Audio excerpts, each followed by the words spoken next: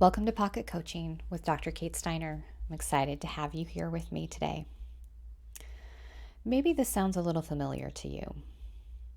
I've always been a planner, a perfectionist, someone who likes to have everything under control. From a young age, I prided myself on my ability to take charge of any situation, to anticipate every possible outcome, and to ensure that everything went according to plan. I thrived on structure and order. I still do. I believe that if I could just control every aspect of my life, I could protect myself from uncertainty and failure. I meticulously plan out my days, my weeks, my years, leaving nothing to chance and refusing to deviate from my carefully crafted schedules. As I've grown older, I realized that my need for control may be more than just a personality quirk. Perhaps it's a saboteur. It whispers lies of perfectionism and micromanagement in my ear. It tells me that if I just worked a little harder, planned a little better, I could prevent any possible disaster from befalling me. I throw myself into my work, my relationships, my hobbies, trying desperately to maintain a tight grip on every aspect of my life. I micromanage my employees, my friends, my family, unable to trust that anyone else is able to do things the way I wanted them done. I push myself to the brink of exhaustion, striving for perfection in everything I do. No matter how hard I try, I can't escape the nagging feeling that something is missing. And despite my best efforts to control every aspect of my life, I still feel a sense of emptiness, a longing for something more than just the illusion of certainty. This week, my friends, we are talking about the controller saboteur. And the controller is characterized by the need for control and perfectionism.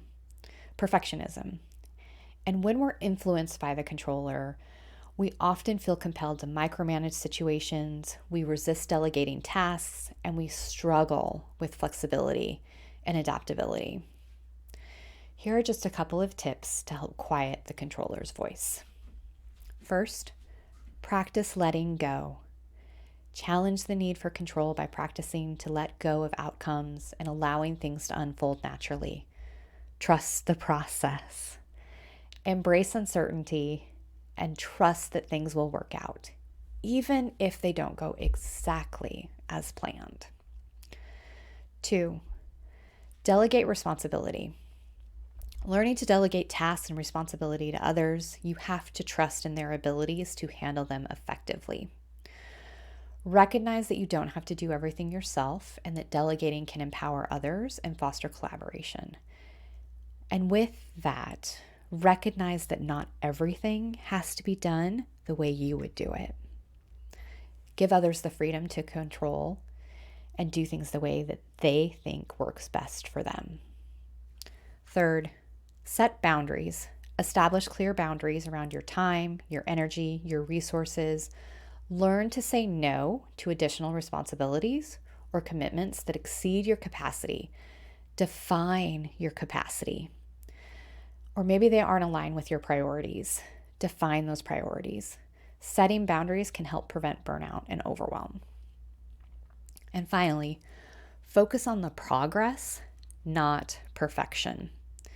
When we shift our focus from perfectionism to progress, we are striving to get things done instead of striving for flawless outcomes. You want to celebrate that incremental progress and the learning that you have along the way. When we recognize that mistakes and setbacks are opportunities and that they're growth for improvement, we have a much better way of functioning. When you incorporate these tips into your mindset and daily practices, you can work towards quieting the controller's voice and fostering a healthy relationship with control and perfectionism. Remember that relinquishing control doesn't mean losing power. It often leads to greater freedom, creativity, and fulfillment in your life. Thank you for joining me on today's Pocket Coaching, and I look forward to seeing you later this week in our recovery moment.